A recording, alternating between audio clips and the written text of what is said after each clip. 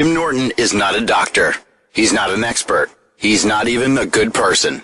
The views, opinions, advice, and humor of Jim Norton does not reflect those of any doctor, of SiriusXM, of Opie Radio, or anyone else. They are solely those of Jim Norton, Lyle Chipperson, Edgar Mellencamp, Paul Hargis, and whoever else lives in that chinless head of his. If any of this advice goes wrong, you are the asshole who called a comedian instead of a doctor. This is the Jim Norton Show.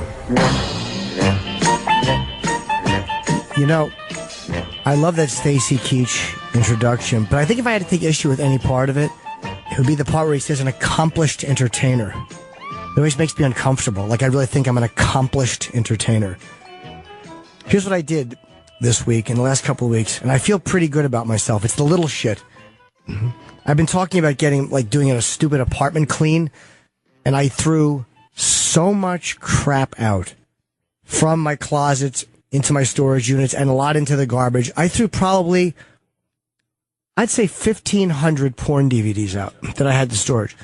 And I'm like, why am I saving these? I'm never going to look at them. My friend Yoshi used to give them to me when he worked for Evil Angel.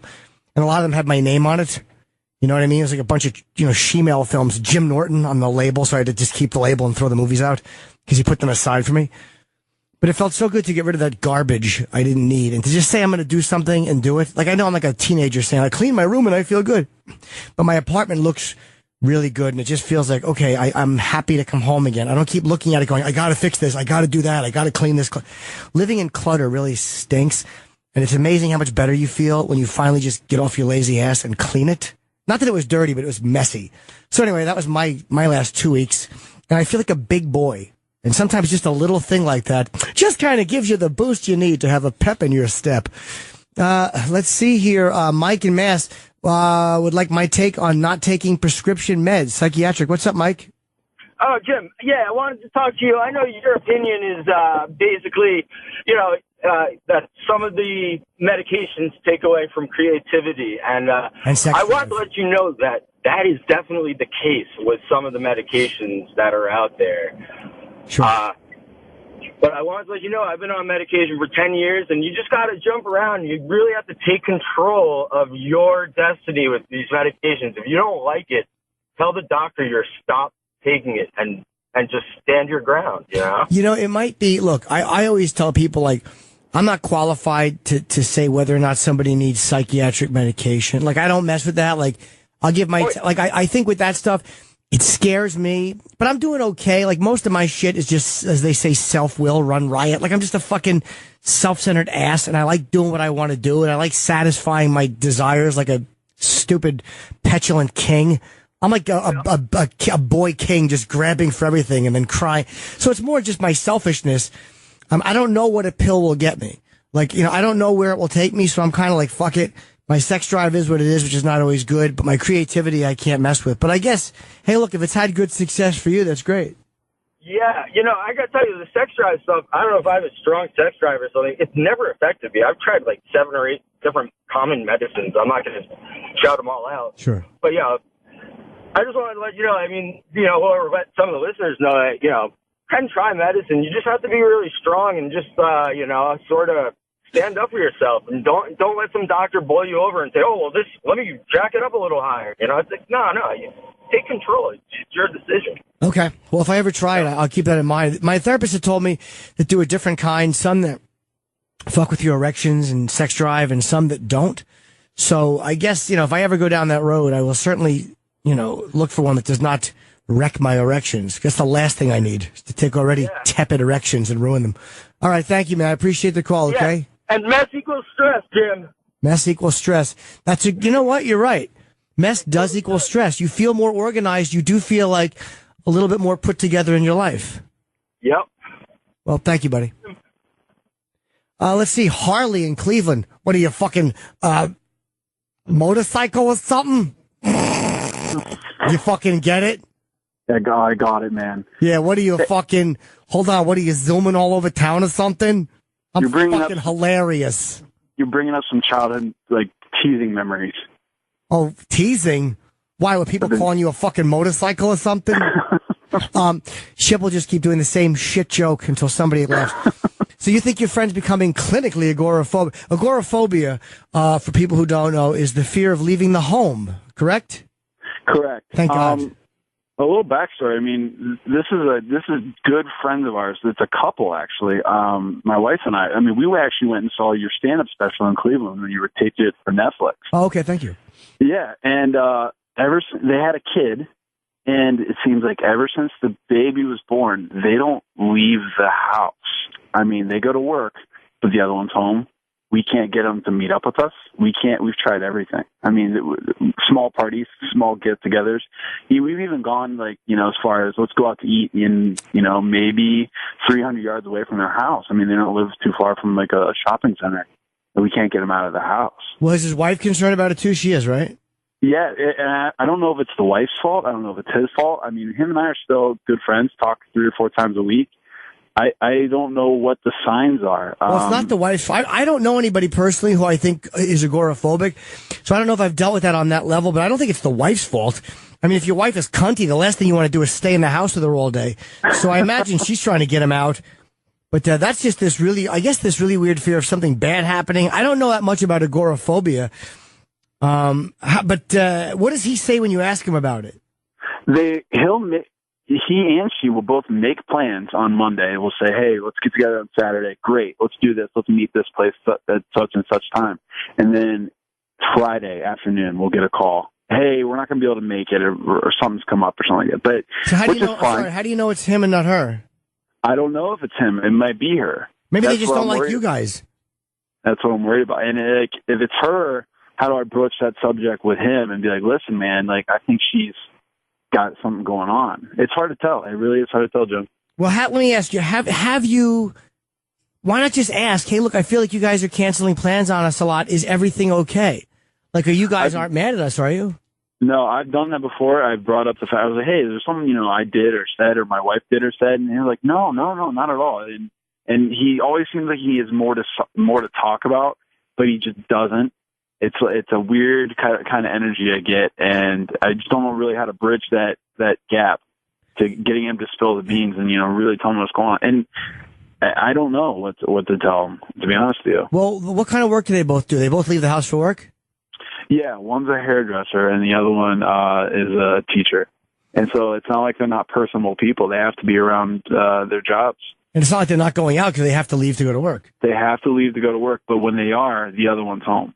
So I don't know if it's like the kid. They don't want to bring the kid out anywhere. They don't want to leave the kid. It's bizarre. It's their first kid? This is their first kid. Yeah, maybe that's it. Maybe they're both just obsessed with the kid and they don't like being away from him and they don't trust a babysitter. And as a couple to go out, they would have to get a babysitter. They could, one of them wouldn't just stay there. So maybe that's the problem.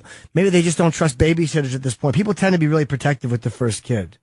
Yeah, I hope it's that. The thing is, they both have family in the area, so I'm wondering if, like, keeping that together is, or getting that all arranged is the problem. But it just feels like there's more to it than that. It's weird, because, to go from such good friends to not such good friends, and there's no, well, this happened, like, to show the slap, and, we hit their kid, and then it's all abruptly over with. No, it's been nothing. Nothing's happened. Maybe, again, how old is the baby? A year and a half, maybe 2. Maybe they're just so afraid something bad is going to happen to them. It's become this irrational thing. Like something's going to happen to the baby when we're gone, or something's going to happen to us and the baby's not going to have who knows? Maybe they're just totally freaking out and being overly paranoid because of the baby. Maybe you could ask that just gently. You could have to say, you keep canceling plans and you're saying nothing's wrong, but what's going on? And maybe he'll go, it's just the baby. Maybe he's a little embarrassed that they're so doting and overprotective over their probably marginal or average child. Something like that. Uh-huh. All right, Jim. Well, thank you. I appreciate it. Yeah, look up agoraphobia. And please, if you get an answer, call back because I'm kind of curious. All of my agoraphobic fans who are probably holed up in the house right now, give us a call. Tell us what pushed you into that place. Okay, thanks very much. Thanks. Alex in Virginia, your friend is struggling with pills and alcohol. How can you approach him? What's up? Jimmy. Hey, buddy.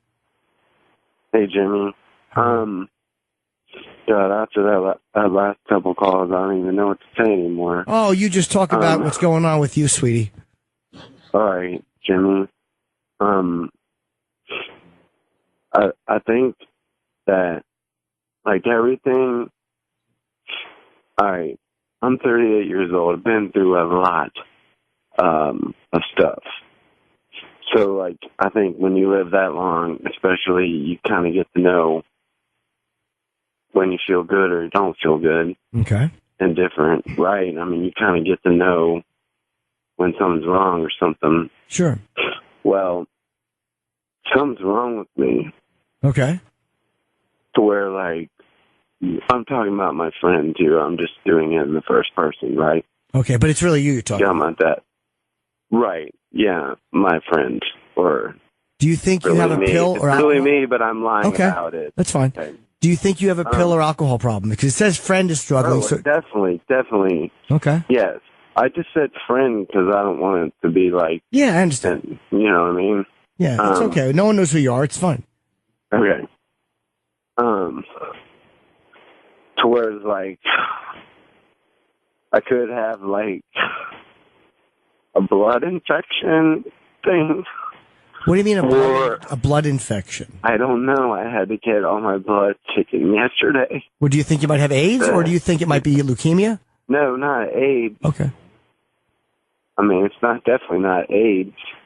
I mean, well, if it is AIDS, I didn't get it from fucking, you know? Okay. Well, hold on. Why do you seem so upset? Do you think first start one thing at a time? The doctor will tell you. There's things going on, and that's what everyone else says, one thing at a time. Well, that's all you can do is one thing at a time. So first thing, the doctor will give you the results. So then what you should do is this. Worry all you want, but just don't do it until you get the results. Because you haven't gotten the results yet, so worrying about it now is fucking stupid. I know it's hard not to worry about disease test results, but that one's solved. You've gotten the blood work. When the results come in, then you'll know how to feel. So the important thing right now is you think you have an alcohol or a pill addiction. So you probably do. I very rarely have I met people who think I have a pill addiction and they don't. I've been drinking forever, man. It's not. I have a serious, like, and it's fucking your life up. Type of problem. Is it fucking your life up? You sound very upset, so I'm taking it's fucking your life up. Yes. Okay, and do you want to do something about it? Of course. Okay. I mean, but this is something different. Like, I know what it feels like to where, like, you drank too much and you feel horrible and you don't know. I mean, I know that feeling. Sure. This is a different type of feeling now. What do you mean it's a different type of feeling? Do you believe that maybe, like,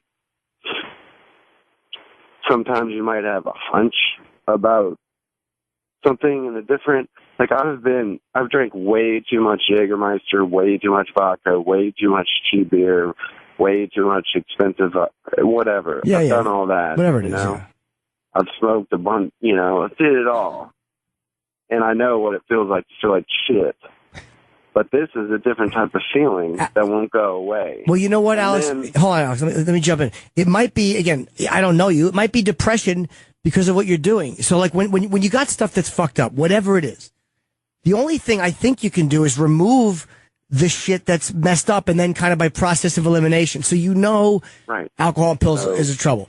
So the best thing I would suggest for that is to stop drinking and doing pills. And, I've always suggested 12-step meetings for people. If there's something else out there that works for you, fine, go with that. For me, 12-step meetings work. For you, it might be that or something else. But I would suggest hundreds of meetings over my lifetime. Okay, well, let's just say that you finally make a decision that you want to stop that stuff, and you take the steps to stop that stuff. Then you see what's left after that. Well, I'm not waking up hungover anymore. I'm not vomiting. I'm not completely disconnected because I'm fucked up all the time, but I'm still feeling off and a little depressed and sad. Then you can address the depression. You just got to address one thing at a time. What you're saying is just narrow it down thing by thing. The major stuff first. The obvious stuff first. Of course I'm doing. It's like, maybe even as much as like, all right, I've been drinking this type of spring water. Maybe there's something in the spring water that I've been drinking. Yes, but I doubt it's the spring water. Switch that. But that's the point I'm saying. Yeah. I agree. So you went to get blood work done. Point 1, done. Alcohol and pills, that might be point 2. Maybe that should be the next thing you focus on.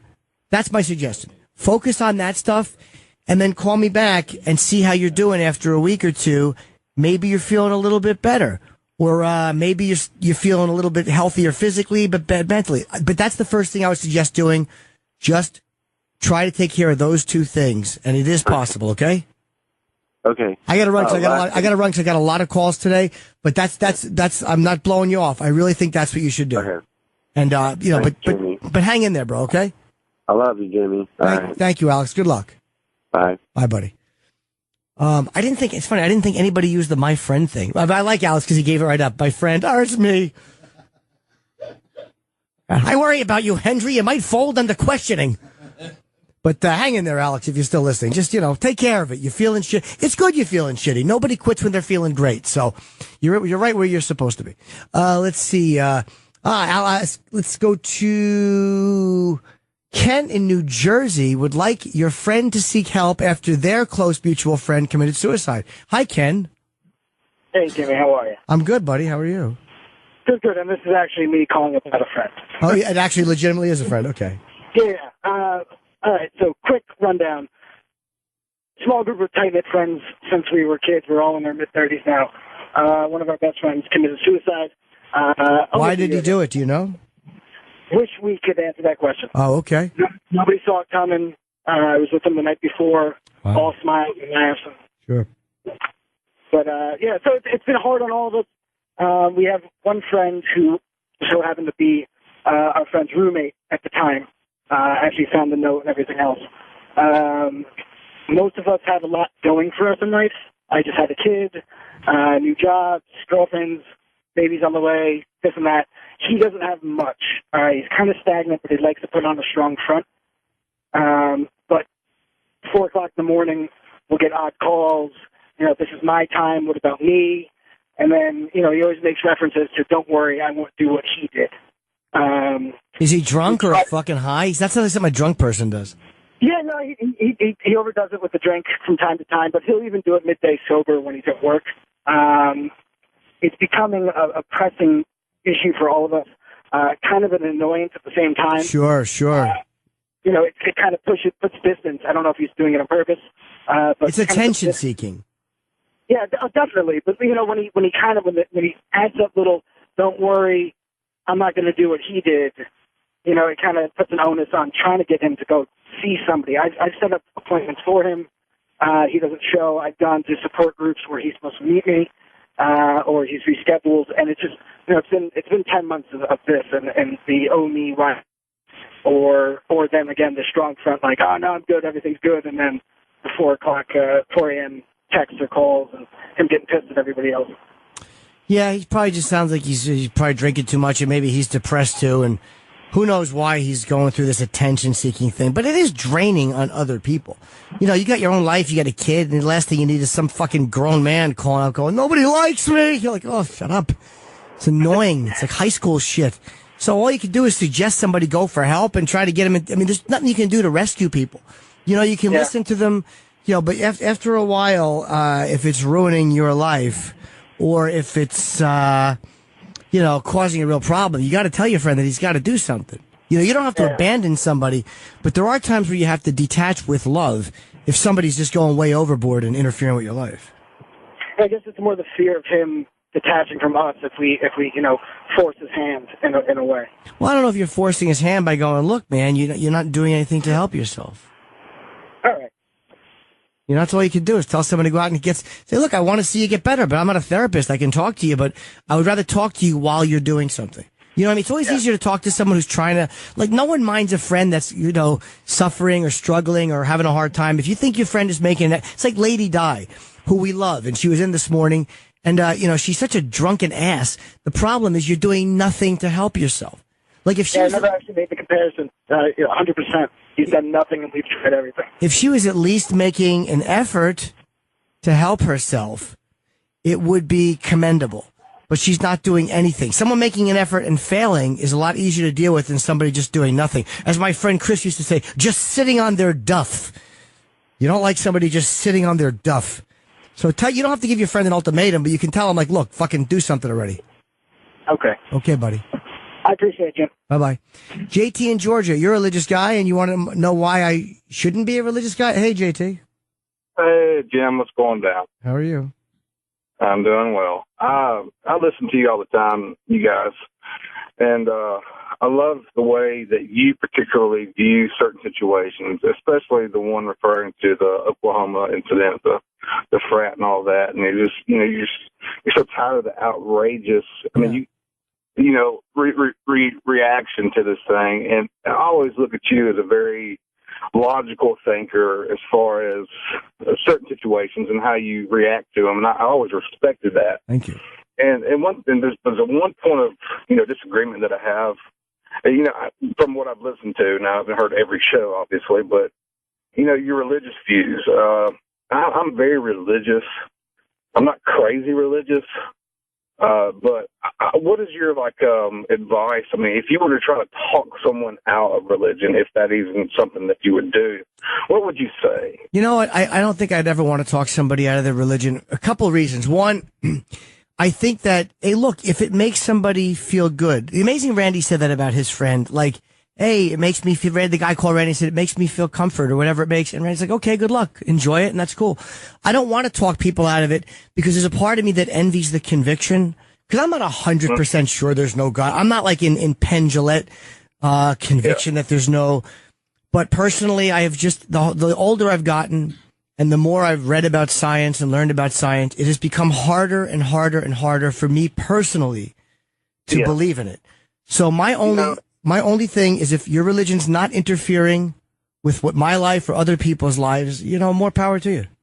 I understand that, and I actually hold that view as far as not forcing my beliefs on other individuals. Now, hey, look, I have a right to disagree with somebody's lifestyle. Doesn't mean I'm going to go out there and bash them or keep them from doing what they want to or put them in prison or whatnot. It's just, I have my right to disagree with certain things. Sure. And I have a degree in ministry and Bible, a master's, and I also have a bachelor's of science in human development, which is kind of counseling, kind of like what you're doing a little bit, not certified, of course, but giving great advice. And the argument that I've read a lot of science things, and I've actually tried to, I spent a lot of time and a lot of effort in practicing what I believe. And I've spent a lot of time and effort reading those things, and from both sides of the fence. And the more I read science things, the more I realize that, they have an agenda too. I mean, they have to get grants and so forth, and they have to come up with new things. And the one argument I can't get over, Jim, is how can something come from nothing? There has to be, for there to be something, there's always had to have been something. I'm not trying to get... No, JT, JT, I can only say this, and I can't get too into this only because this is a discussion that I know you're being very reasonable and you're not arguing. This is too long a discussion. I can only personally say I've just had problems with believing that there is an omnipotent, aware creator who has given with this planet. A lot of people. Yeah. I appreciate your honesty. I look, the more I have problems with the Big Bang too. I think that they're a little off on that, but I do think that something from nothing is possible, because I do think that as people, we have quite a brain capacity. But I also think that there are things that we can't comprehend. And I do think that we cannot comprehend infinity. We can't comprehend no time or no beginning and no end. We can only comprehend finite. So look, maybe that's just our shortcut. I got to let you go, JT, but it's an interesting discussion. Appreciate you, Jim. And, hey, look, man, if you're religious and you're not interfering with other people, I have zero issue with it. Thank you, buddy. All right, man. Thank you. Let's see, Rob in New Jersey. Now, this is the guy I wanted to get to. My hero. You're dating a girl 13 years younger, long distance, and your parents hate him. So everything you've just said, including being from New Jersey. Oh, her parents hate you. Everything you've just said makes me like you more. Hi, Rob. Rob in New Jersey. What are you stealing from New Jersey? I'm fucking chipping you, babe. Go ahead. Piece of garbage. I hear what you're saying, Rob. Can you hear me? Sure. So you're 13 years older. Were you 15? I'm kidding. Okay, so how old are you and how old is she, you silly goose? I'm 37. She's 24. Oh, that's perfectly legit. Yeah, so we met 2 years ago through work, and she was a really, really cool girl. I had no intention of getting with a younger girl, but she was just really, really chill. Okay. So, we hit it off, and her parents are really, really controlling of her. And, And I saw that, and I was just like, you got to speak up for yourself. Sure. You know, if you don't like it, say something. And she started saying something, and because of that, they looked at the problem because she's now having a voice. I'm the problem, and making her making her speak up for herself and have a voice and, resist finally for the first time. And that was the start of it. And, and then she went to college. And she's been, we've been doing the long distance thing for a year and a half now, and it's been working out great. Like the first 6 months were really rough, because she's, in a college town and young girl and all that. So I was having some issues with that.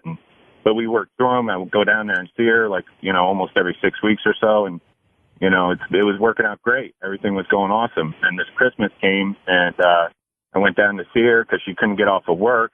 And, her parents were thinking about flying down. I didn't tell her I was coming down, and I surprised her. And then when she told her parents that I came down, they didn't talk to her for a week and a half. Wow. And then they said that, they're really hurt by what she did at Christmas.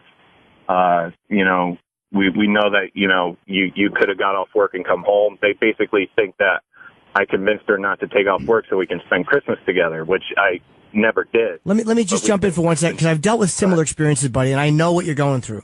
And look, you never want to try to pit yourself between a girl and her family or a guy and their family, because that's a tough position. But the reality is this: if someone is an adult, a legal adult, I personally don't care what their family thinks of me. I would like them to like me because I'm a nice guy, but if they don't, they don't. It's like, yeah, I'm older than her, but would you rather she date someone her age who mistreats her, or who can't take her out into a nice dinner, who's going to be shitty to her, or try to get her pregnant just to keep her, or whatever that guy does, or who hits her, or who drinks. So you have to look at the fact that if she's choosing to listen to that crap from her parents, maybe there's a normal part of it where it's kind of hard to break away, and you don't want to try to come between them. But I think that as an adult, you have the right from a 24-year-old. She's old enough to be electrocuted by the state. She's old enough to get the death penalty for a cop killing. She's old enough to go to Iraq and shoot people. She's absolutely old enough to have a relationship with you and to fuck you. So what her parents think is absolutely irrelevant. It's nice if they get along with it and they go with it, but it's irrelevant in your life, I think, if you're being a good guy and they choose to be overprotected. That's their problem, not yours. Yeah, I agree with everything, but here's the twist part is, when they found out about Christmas, they basically threatened to not pay for her college tuition anymore if she agrees to never have any guests at her apartment that's shared with 3 other people, and she doesn't fly home on my dime. And she agreed to that, and then they had a fight about it again a few weeks later, and that's when it was a really, really nasty fight between her and her parents. And right after that, she really, really pulled away from me big time. And I've been trying to work it out with her, even though, we both know that they're being ridiculous. She just kind of started giving up on the relationship. Okay. And then she started, fooling around with a guy at work. Yeah, then you know what? She's kind of giving you her answer. Like, you might be fighting for something that she might want over a little more, or she might want freedom a little more than she's letting on. Or she may want distance and not know how to take it or not know how to ask for it, especially if she's fooling around with a guy from work when you're trying to make the relationship work. It's hard with a younger girl because you're in different places in life. And it's frustrating because you got a hot young one. It's really hard to let them go and let them be who they are. But you may just have to let it go and give her distance, dude. I've had to do that too. And it sucks. College girl, she goes away, she's fooling around with it. Hey, you know what? If she's going to choose the family and choose to listen to that and fool around with a guy from work, maybe it's better you find out now than fucking, X amount of time down the road. But I know that kind of hurts and it sucks, but there's nothing you can do about it.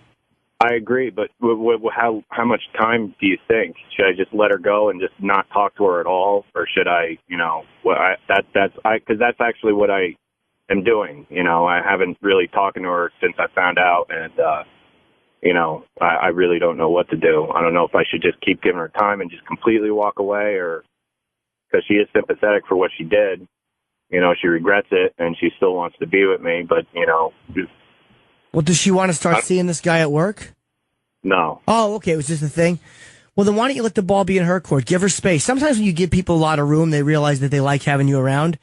It's when you squeeze something too tightly and it squeezes between your fingers and fucking glops all over the floor. Sometimes if you give somebody room, you have to take the risk that they're going to walk away from you, though. You know, that backfires too. It's like, you know, when you're going to buy real estate, you have to be willing to walk away. If you know, like, hey, I'm only going to pay this much, you have to be willing to walk away and mean it.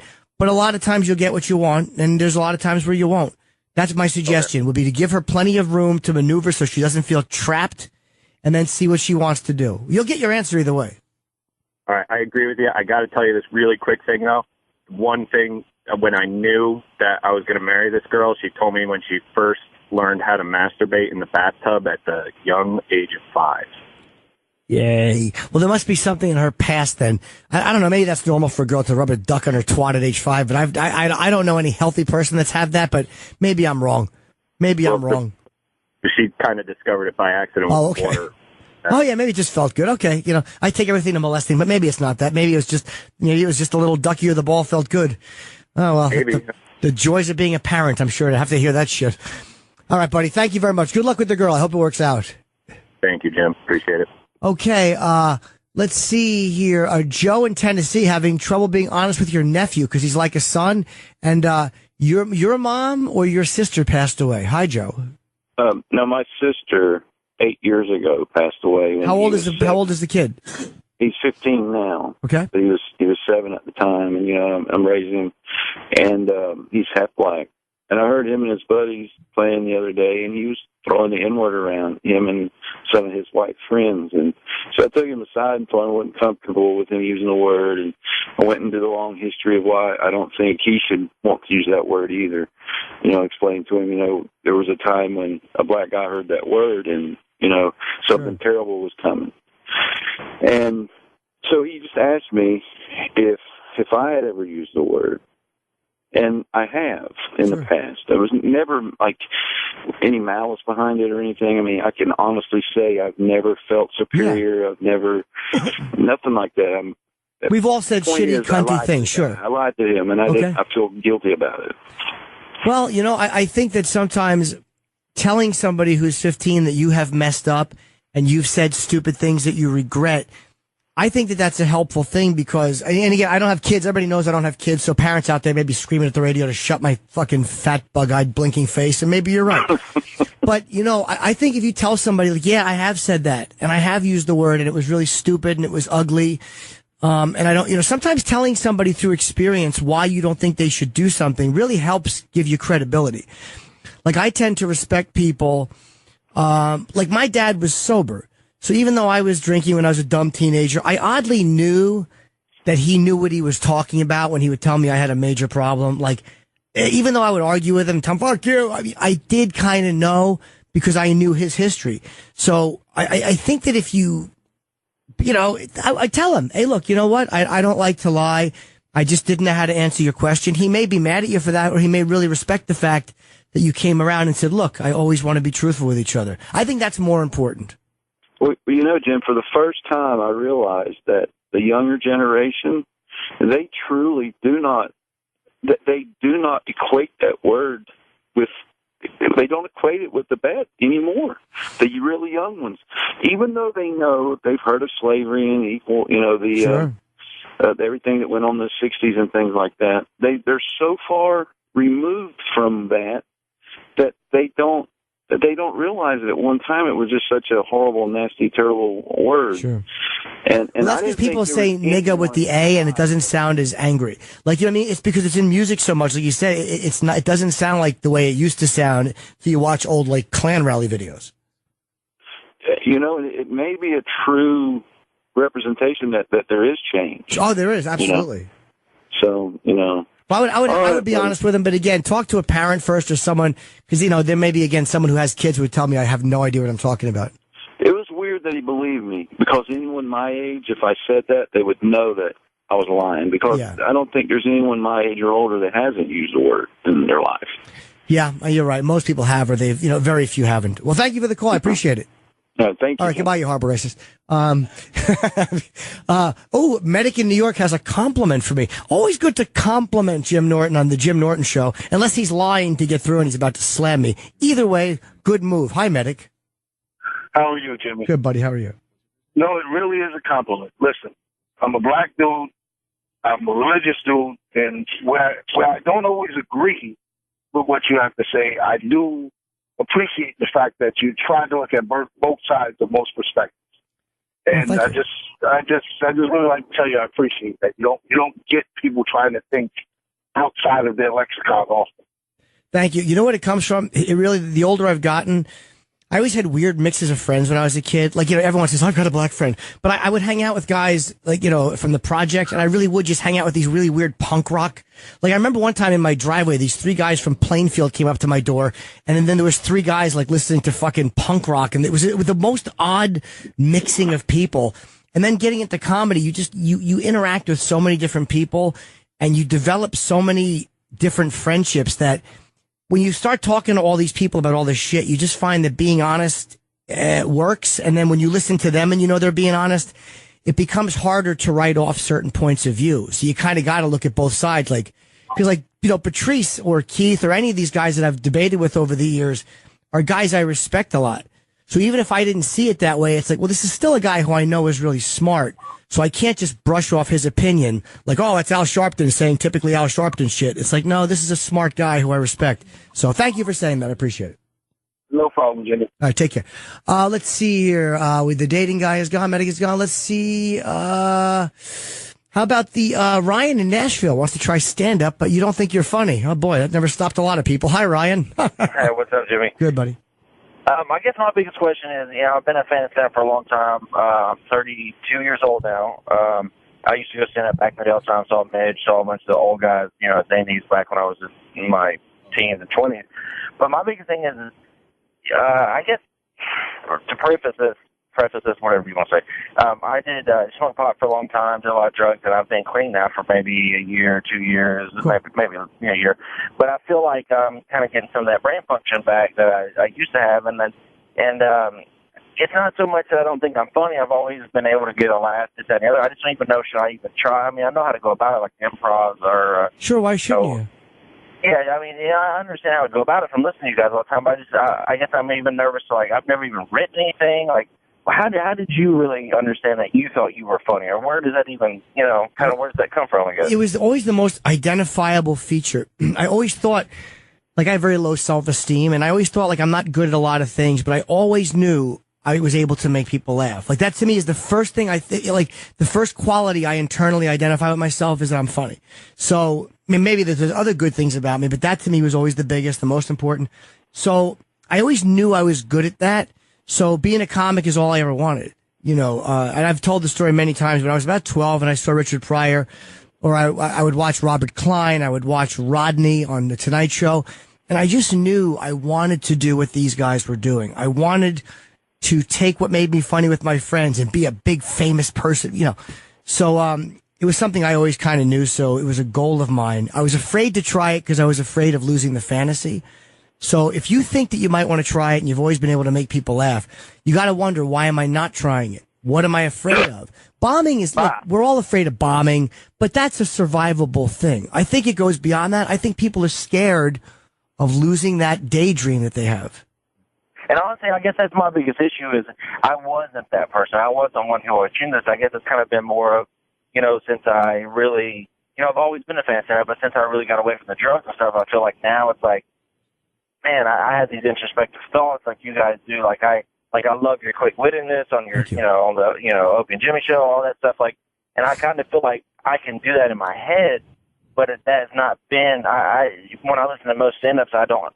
It's not the same route that all of them have had. You know what I mean? The only thing I can suggest is to go up on stage a few times and try it. Like you'll have a good experience even if it's bad or you bomb, because you'll always know you tried something that people are scared of. Like, the worst that can happen is you don't get laughs. You're not going to die from it. It's not going to wreck your life. You're just going to go up and I think the worst that can happen is, hey, man, I wasn't good at this and I kind of hoped I would be. But at least you'll have the balls to say, I tried it. I always get heartbroken when I hear guys in their 40s say they never tried it. Plenty of guys try it and fail. But at least they know, hey, man, I gave that a shot and then I had kids and that was the route I went and I got a regular job.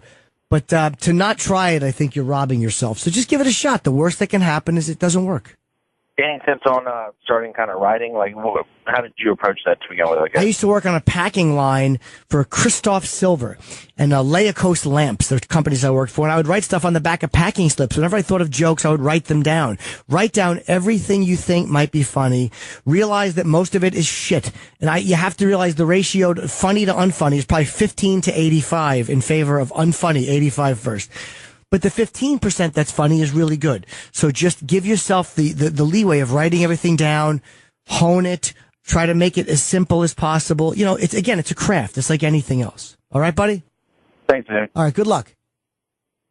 Let's see here. Tom in Iowa, struggling alcoholic, and you want to talk to me. Hi, buddy. Hello, are you there? I am, Tom. Oh, okay. I'm 62 years old. I've driven truck for 42 fucking years. 42 years? Wow. Yeah, 6 million miles. Jesus. And I'm working for a real good company right now, but like all good alcoholics, you got to have a reason, a crutch. Sure. And my best friend died on Monday. What did he die of? Cancer of the, oh, shit. That passing that kills you real quick, Oh, yeah, pancreatic? Yes, that's it, yeah. And I was on a load that wasn't time crucial, so I decided it'd be a good time to get fucking drunk. Okay. And I drank, I don't know how much Jim Beam straight, and I am so sick today. I quit drinking yesterday. Okay, good, man. And I live over in Des Moines, and I'm on my way over there now, but I just, I feel so bad about him, and, sure. And I haven't taken a week off probably 2 years. Well, you know what, Tom, sometimes I find in life that, like, I never want to believe that somebody died so I could live. It doesn't work that way.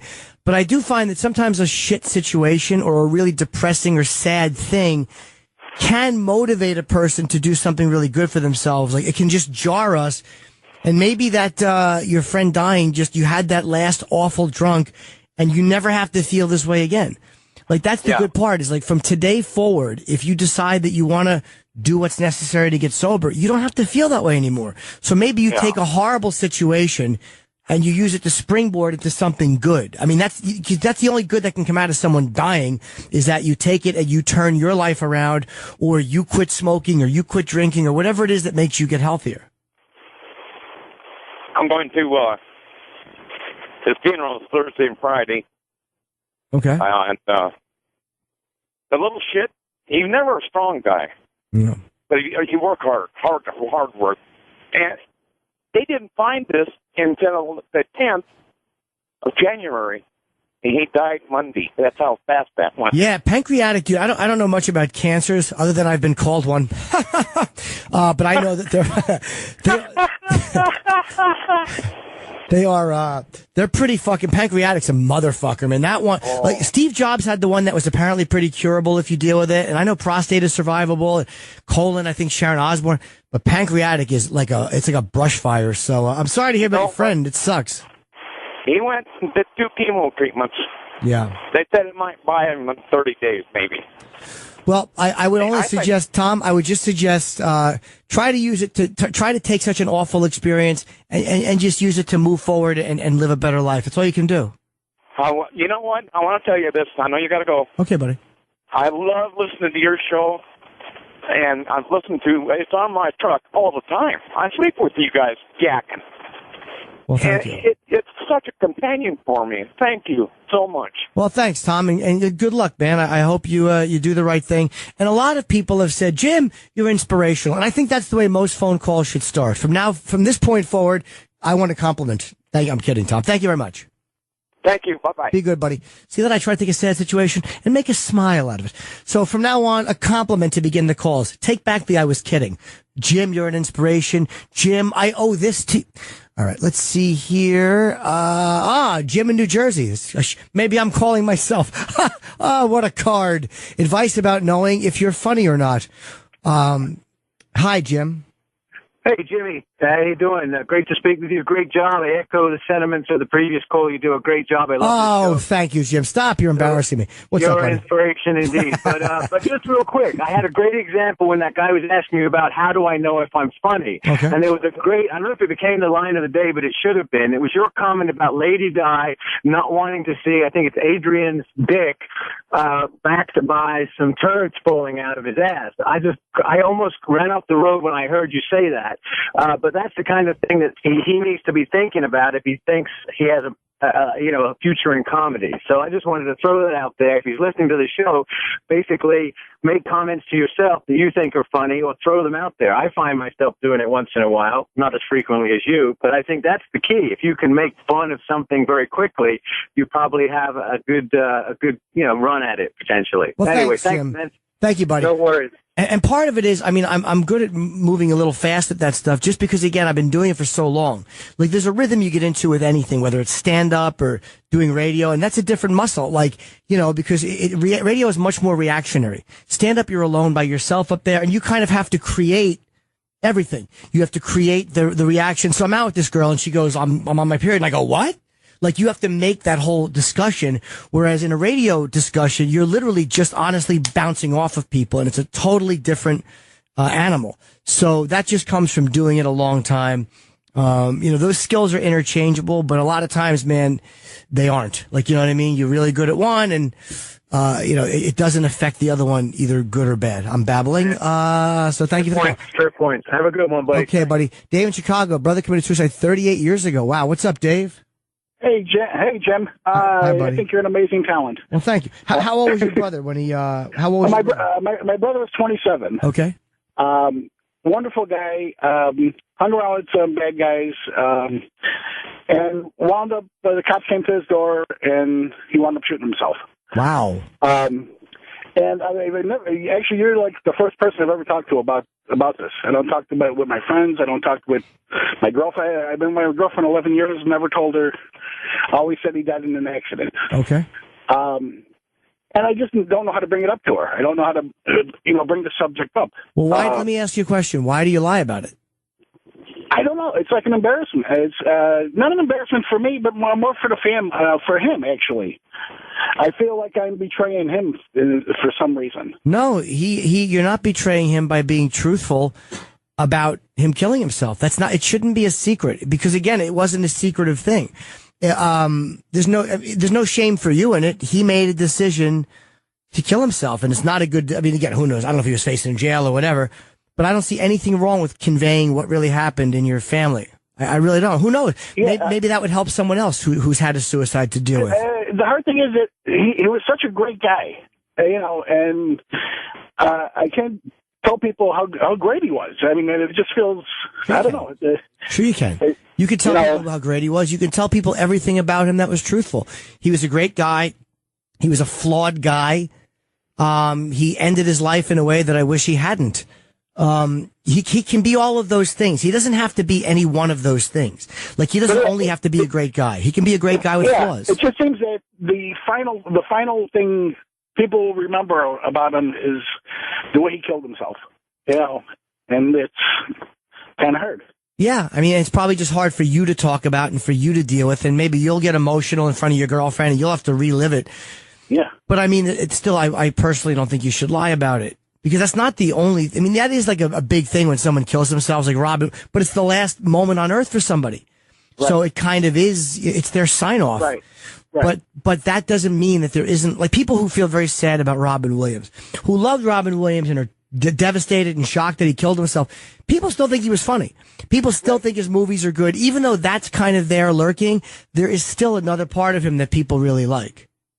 Yeah. But I don't think you should lie about it because, again, it's like opening the door and letting the stink out of a room is a lot better than keeping the door locked and then sneaking in there every once in a while and keeping the door closed. Yeah, and I'm sure I'll feel a lot better once it's out. Actually, sometimes the keeping the secret is the hard part. I understand, man. I would say let it out. It's nothing to be ashamed of. You didn't do anything wrong. And look, he chose to do that, and you can still honor him and be truthful about the decision he made, which was probably a bad decision. Yeah. All right. And it was. I think if he had thought about it, it's especially nowadays, it's not such a big thing. But I think this happened in 1977, so it's I think the stigma of going to prison was more than he thought. It was a bigger thing than it is now. Yeah, I would suggest just being honest about it. Okay. Yeah. Thank you, Jim. All right, Dave. Have a great day. All right, guys, I appreciate it. I got to wrap up because we are out of time. They have a few ads to do. Thank you for the call. Some really good ones. And I'll be back next week unless, of course, I'm killed. Thank you very much. And clean it. Not that it was dirty, but it was messy. So anyway, that was my last 2 weeks. And I feel like a big boy. And sometimes just a little thing like that just kind of gives you the boost you need to have a pep in your step. Let's see here. Mike in Mass would like my take on not taking prescription meds. Psychiatric. What's up, Mike? Oh, Jim, I wanted to talk to you. I know your opinion is basically, that some of the medications take away from creativity. And sex I want to let you know that is definitely the case with some of the medications that are out there. Sure. But I wanted to let you know I've been on medication for 10 years, and you just got to jump around. You really have to take control of your destiny with these medications. If you don't like it, tell the doctor you're stop taking it and just stand your ground, it might be, look, I always tell people, like, I'm not qualified to say whether or not somebody needs psychiatric medication. Like, I don't mess with that. Like, I'll give my, I think with that stuff, it scares me, but I'm doing okay. Like, most of my shit is just, as they say, self-will, run riot. Like, I'm just a fucking self-centered ass, and I like doing what I want to do, and I like satisfying my desires like a stupid, petulant king. I'm like a boy king just grabbing for everything and then crying. So it's more just my selfishness. I don't know what a pill will get me. Like, I don't know where it will take me. So I'm kind of like, fuck it. My sex drive is what it is, which is not always good. But my creativity, I can't mess with. But I guess, hey, look, if it's had good success for you, that's great. Yeah, I got to tell you, the sex drive stuff, I don't know if I have a strong sex drive or something. It's never affected me. I've tried like 7 or 8 different common medicines. I'm not going to shout them all out. Sure. But yeah. I just wanted. It seems like he has more to talk about, but he just doesn't. It's a weird kind of energy I get, and I just don't know really how to bridge that gap to getting him to spill the beans and really tell him what's going on. And I don't know what to tell him, to be honest with you. Well, what kind of work do they both do? They both leave the house for work? Yeah, one's a hairdresser, and the other one is a teacher. And so it's not like they're not personable people. They have to be around their jobs. And it's not like they're not going out because they have to leave to go to work. They have to leave to go to work, but when they are, the other one's home. So I don't know if it's like the kid. They don't want to bring the kid out anywhere. They don't want to leave the kid. It's bizarre. It's their first kid? This is their first kid. Yeah, maybe that's it. Maybe they're both just obsessed with the kid and they don't like being away from him and they don't trust a babysitter. And as a couple to go out, they would have to get a babysitter. They could, one of them wouldn't just stay there. So maybe that's the problem. Maybe they just don't trust babysitters at this point. People tend to be really protective with the first kid. Yeah, I hope it's that. The thing is, they both have family in the area, so I'm wondering if, like, keeping that together is, or getting that all arranged is the problem. But it just feels like there's more to it than that. It's weird, because, to go from such good friends to not such good friends, and there's no, this happened, like, to show the slap, and, we hit their kid, and then it's all abruptly over with. No, it's been nothing. Nothing's happened. Maybe, again, how old is the baby? A year and a half, maybe 2. Maybe they're just so afraid something bad is going to happen to them. It's become this irrational thing. Like something's going to happen to the baby when we're gone, or something's going to happen to us and the baby's not going to have who knows? Maybe they're just totally freaking out and being overly paranoid because of the baby. Maybe you could ask that just gently.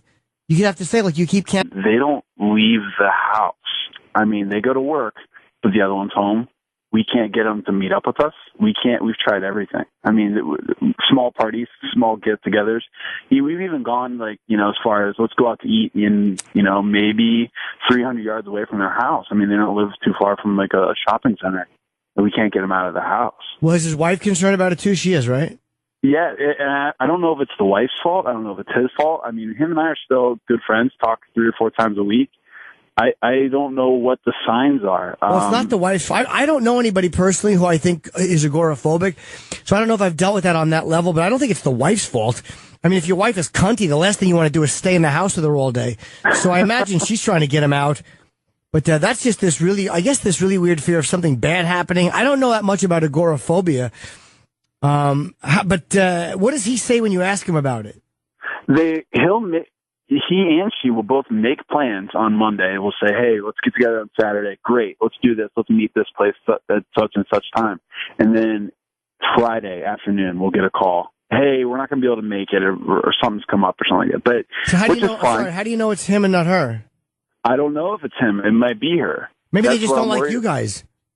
That's what I'm worried about. And if it's her, how do I broach that subject with him and be like, listen, man, like, I think she's got something going on. It's hard to tell. It really is hard to tell, Jim. Well, let me ask you, have you, why not just ask, hey, look, I feel like you guys are canceling plans on us a lot. Is everything okay? Like, you guys aren't mad at us, are you? No, I've done that before. I brought up the fact, I was like, hey, there's something, I did or said or my wife did or said. And they're like, no, not at all. And he always... Jim Norton is not a doctor. He's not an expert. He's not even a good person. The views, opinions, advice, and humor of Jim Norton does not reflect those of any doctor, of SiriusXM, of Opie Radio, or anyone else. They are solely those of Jim Norton, Lyle Chipperson, Edgar Mellencamp, Paul Hargis, and whoever else lives in that chinless head of his. If any of this advice goes wrong, you are the asshole who called a comedian instead of a doctor. This is the Jim Norton Show. I love that Stacy Keach introduction, but I think if I had to take issue with any part of it, it would be the part where he says an accomplished entertainer.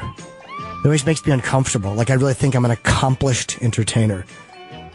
Here's what I did this week, in the last couple of weeks, and I feel pretty good about myself. It's the little shit. I've been talking about doing a stupid apartment clean, and I threw so much crap out from my closets into my storage units and a lot into the garbage. I threw probably, I'd say 1,500 porn DVDs out that I had in storage. And I'm like, why am I saving these? I'm never going to look at them. My friend Yoshi used to give them to me when he worked for Evil Angel. And a lot of them had my name on it. You know what I mean? It was like a bunch of, she-mail films. Jim Norton on the label, so I had to just keep the label and throw the movies out because he put them aside for me. But it felt so good to get rid of that garbage I didn't need and to just say I'm going to do something and do it. Like, I know I'm like a teenager saying, I clean my room and I feel good. But my apartment looks really good and it just feels like, okay, I'm happy to come home again. I don't keep looking at it going, I got to fix this, I got to do that, I got to clean this. Living in clutter really stinks.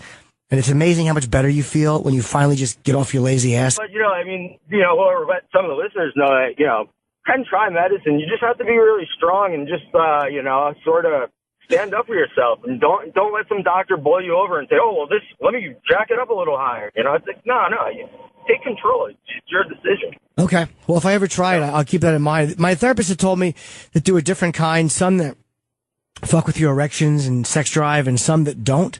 So I guess, if I ever go down that road, I will certainly, look for one that does not wreck my erections. That's the last thing I need, is to take already tepid erections and ruin them. All right. Thank you, man. I appreciate the call. Okay. Yeah. And mess equals stress, Jim. Mess equals stress. You know what? You're right. Mess does equal stress. You feel more organized. You do feel like a little bit more put together in your life. Yep. Well, thank you, buddy. Let's see. Harley in Cleveland. What are you, fucking motorcycle or something? You fucking get it? I got it, man. Yeah, what are you fucking... Hold on, what are you, zooming all over town or something? I'm fucking hilarious. You're bringing up some childhood, teasing memories. Oh, teasing? Why, were people calling you a fucking motorcycle or something? Ship will just keep doing the same shit joke until somebody laughs. So you think your friend's becoming clinically agoraphobic? Agoraphobia, for people who don't know, is the fear of leaving the home, correct? Correct. Thank God.